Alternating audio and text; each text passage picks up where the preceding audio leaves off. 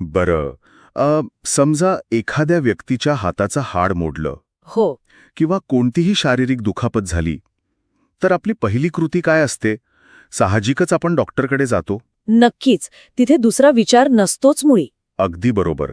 आणि तिथे रुग्णालयात गेल्यावर ती एक विशिष्ट शांतता असते, एक्स-रे मशीनचा तो आवाज असतो आणि मग तो काळ्या पांढऱ्या रंगाचा रिपोर्ट आपल्या हातात येतो. डॉक्टर बरोबर त्या एक्स-रे मधील एका पांढऱ्या रेषेवर बोट ठेवतात आणि स्पष्टपणे सांगतात की हे बघा, इथे अडचण आहे. तिथे कोणताही गोंधळ नसतो, म्हणजे शंका घेण्यासारखं काहीच नसतं. हो ना, सर्व काही एकदम स्पष्ट आणि मोजता येण्यासारखं असतं. पण आज आपण ज्या विषयावर सविस्तर चर्चा करणार आहोत ना, तो थोडा वेगळा आहे. अच्छा. आजच्या या सत्रात आपण विद्यावाचस्पती विद्यानंद यांच्या आपल्या समस्यांचे उपाय आपल्या स्वतःपाशीच असतात या अत्यंत विचारप्रवर्तक लेखनावर लक्ष केंद्रित करणार आहोत. खूपच सुंदर विषय आहे हा. हो, कारण आपलं उद्दिष्ट हे समजून घेणे आहे की शारीरिक दुखापतींसाठी जशी एक्स-रे मशीन एकदम अचूक चालते, तशी मानवी भावनांच्या गुंतागुंतीच्या जगात ती मशीन अचानक काम का बंद करते? आपण मानसिक समस्या सोडवण्यासाठी नेहमी बाहेर जगाकडे का धाव घेतो? हां. एक अतिशय अचूक विरोधाभास तुम्ही मांडलात. कसंय, मानवी समस्यांचे स्वरूप, विशेषतः आपली भावनिक आणि मानसिक गुंतागुंत, ही कधीच त्या एक्स-रे सारखी काळ्या आणि पांढऱ्या रंगात स्पष्ट नसते. ती नेहमी एका धुसर छटेत असते. बरोबर. अगदी बरोबर. ती कायम एका ग्रे एरियामध्ये अडकलेली असते. आणि विद्यावाचस्पती विद्यानंद यांच्या लेखनात हाच धागा पकडून एक अत्यंत महत्वाचा विचार मांडला आहे. आपण ज्या मानसिक किंवा भावनिक गुंतागुंतीमध्ये अडकतो, त्यांचे खरे उत्तर बाहेर कुठेही नसून आपल्या स्वतःच्या अंतरंगातच दडलेले असते. पण आपला पहिला कल तर बाहेर उत्तर शोधण्याचा असतो ना? हो, कारण मानवी स्वभावच तसा आहे. संकटाच्या वेळी आपली पहिली प्रतिक्रिया ही सहसा अगदी विरुद्ध दिशेने असते. आपण लगेच बाहेर उत्तरे शोधायला लागतो. म्हणजे आपण लगेच फोन हातात घेतो, मित्रांना कॉल करतो हो. किंवा कुटुंबातील सदस्यांचा सल्ला मागतो. आजकाल तर लोक समाज माध्यमांवर उत्तरे शोधू लागतात. हो, जे आता खूपच सामान्य झाले आहे. पण आता मला सांगा, मानवी स्वभावानुसार मित्रांचा किंवा कुटुंबाचा आधार घेणं स्वाभाविक आहे. समाज हा माणसाचा आधारस्तंभ आहे. पण या लेखनात स्पष्ट केल्याप्रमाणे अंतिम निर्णय आणि त्यामागील शक्ती ही आपल्याच विचारांमध्ये असायला हवी. नक्कीच. कारण प्रत्येकाची परिस्थिती, अनुभव पूर्णपणे वेगळे असतात. तरीही आपण सातत्याने बाह्य जगावर का अवलंबून राहतो? आपण स्वतःच्या निर्णयांवर ठाम राहण्याऐवजी इतरांची मान्यता का शोधतो? यामागे ना एक अतिशय सखोल मानसशास्त्रीय कारण दडलेलं आहे. आपण जेव्हा इतरांकडे सल्ल्यासाठी जातो, तेव्हा आपण फक्त मार्गदर्शन शोधत नसतो. अच्छा, मग नक्की काय शोधत असतो आपण? आपण नकळतपणे ती जबाबदारी दुसऱ्यावर ढकलण्याचा प्रयत्न करत असतो. बापरे, हे खूपच वेगळं निरीक्षण आहे. हो ना? कारण कसं आहे, मानवी मेंदू हा नेहमी सुरक्षितता शोधत असतो. जर एखाद्याने स्वतः निर्णय घेतला आणि तो निर्णय पूर्णपणे चुकला, तर त्याची संपूर्ण नैतिक आणि भावनिक जबाबदारी त्याला स्वतःलाच घ्यावी लागते. हा भावनिक ताण पेलणे अत्यंत कठीण असते. म्हणजे जर मी निर्णय घेतला आणि तो फसला, तर मला स्वतःलाच दोष द्यावा लागेल. अगदी बरोबर. पण जर एखाद्या मित्राने किंवा तज्ज्ञाने दिलेला सल्ला आपण अंमलात आणला आणि गोष्टी बिघडल्या, तर दोष देण्यासारखं कोणीतरी आपल्याकडे असते. ही एक प्रकारची मानसिक सुरक्षा यंत्रणा आहे, जी आपल्याला अपराधीपणाच्या भावनेपासून वाचवते. नक्कीच. हे खूपच विचार करायला लावणारे आहे. म्हणजे अनेकदा आपण उत्तरांच्या शोधात नसून आपण स्वतःला भविष्यातील संभाव्य अपयशाच्या अपराधीपणापासून वाचवण्याचा मार्ग शोधत असतो. हो, अगदी तसंच. पण इथे एक अडचण अशी निर्माण होते की, आणि ही उपमा मला खूप आवडते, इतरांचा सल्ला घेणं हे एखाद्या दुसऱ्या व्यक्तीचा चष्मा वापरण्यासारखं आहे. अरे वा, ही उपमा खूपच चपखल आहे. म्हणजे समजा एका व्यक्तीला तिच्या चष्म्यातून खूप स्पष्ट दिसत आहे. तिने चांगल्या हेतूने तो चष्मा दुसऱ्या कोणाला दिला, पण दुसऱ्या व्यक्तीच्या डोळ्यांचा नंबर वेगळा असल्यामुळे तिला त्यातून जग स्पष्ट दिसेलच असे नाही. हो, अजिबात नाही दिसणार. प्रत्येकाची वैयक्तिक परिस्थिती, मानसिक जडणघडण हा त्या डोळ्यांच्या नंबरसारखा असतो. दुसऱ्याचा दृष्टिकोन आपल्या परिस्थितीला तंतोतंत लागू पडू शकत नाही. आणि दुसऱ्याचा चष्मा वापरल्याने दृश्य केवळ अस्पष्टच होत नाही, तर काही काळानंतर त्यामुळे भयंकर डोकेदुखीही सुरू होण्याची शक्यता असते. खरंच? बाह्य उपायांचंही अगदी तसेच आहे. सुरुवातीला जेव्हा एखादा मित्र सल्ला देतो, तेव्हा ते तात्पुरते दिलासादायक वाटू शकते. बरं. पण समस्येच्या मुळापर्यंत पोहोचून शाश्वत उपाय काढण्याची क्षमता केवळ त्या व्यक्तीच्या स्वतःच्याच अंतर्मनात आणि अनुभवात असते.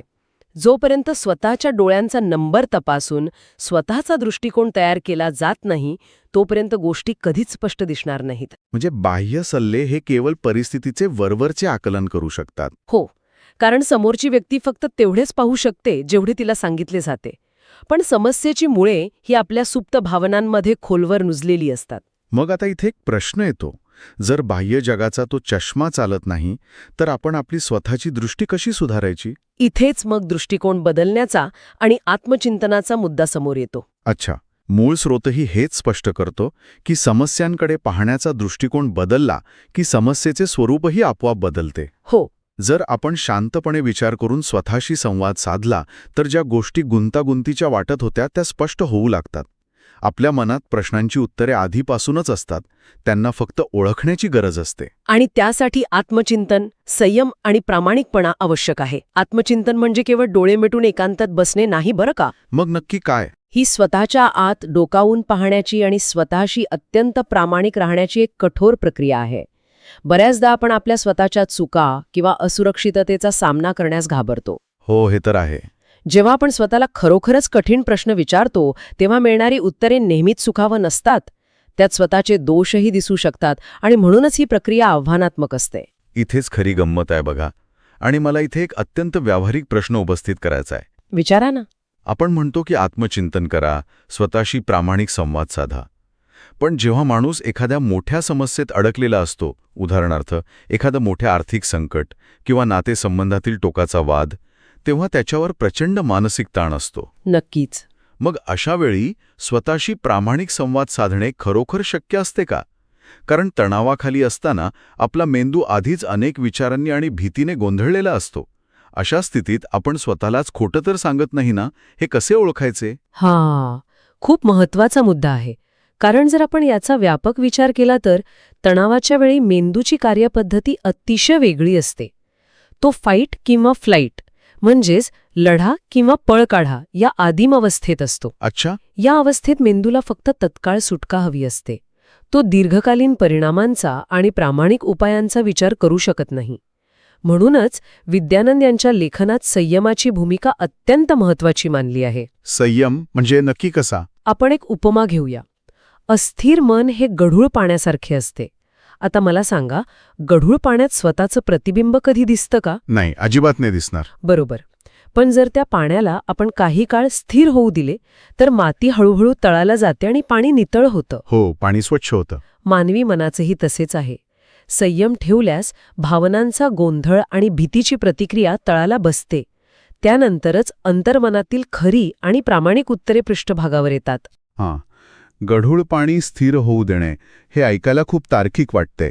पण ही उपमा वास्तवात प्रत्येक वेळी लागू होते का? म्हणजे तुम्हाला काय म्हणायचंय? समजा एखादी परिस्थिती अशी आहे जिथे तातडीने निर्णय घेणं भाग आहे.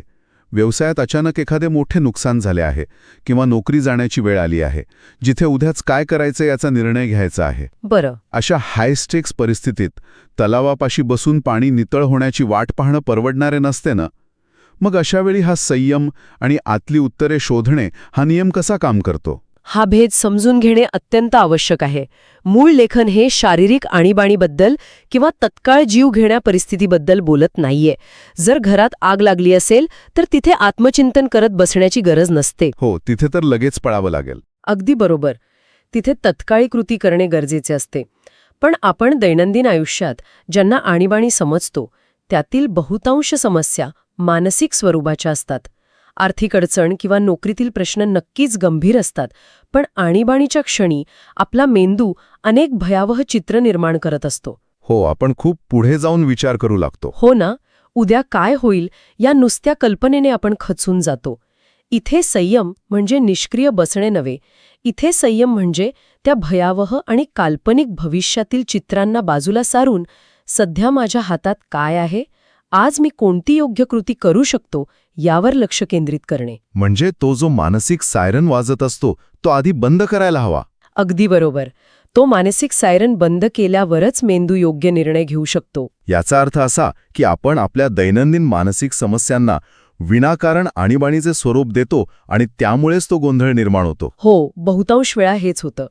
बरं, जर उत्तरे आपल्या आतच आहेत आणि तो सायरन बंद करून संयमाने ती मिळवता येतात, तर अशी कोणती गोष्ट आहे जी आपल्याला हा मार्ग स्वीकारण्यापासून सतत रोखून धरते?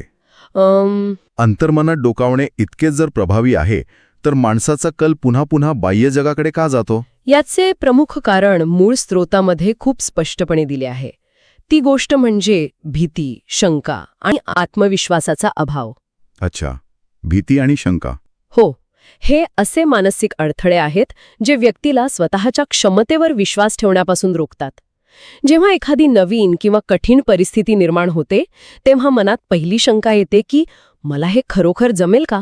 मी घेतलेला निर्णय पूर्णपणे चुकीचा तर ठरणार नाही ना? हो, हा विचार तर प्रत्येकाच मनात येतो. आणि या आंतरिक शंकेमुळेच माणूस दुसऱ्याच्या आधाराची किंवा पुष्टीची अपेक्षा करू लागतो. इथे मला लेखनातील एक अत्यंत शक्तिशाली वाक्य आठवते. त्यात नमूद केले आहे, जेव्हा आपण आपल्या सामर्थ्याची जाणीव करून घेतो तेव्हा समस्यांचे निराकरण अधिक सोपे वाटू लागते.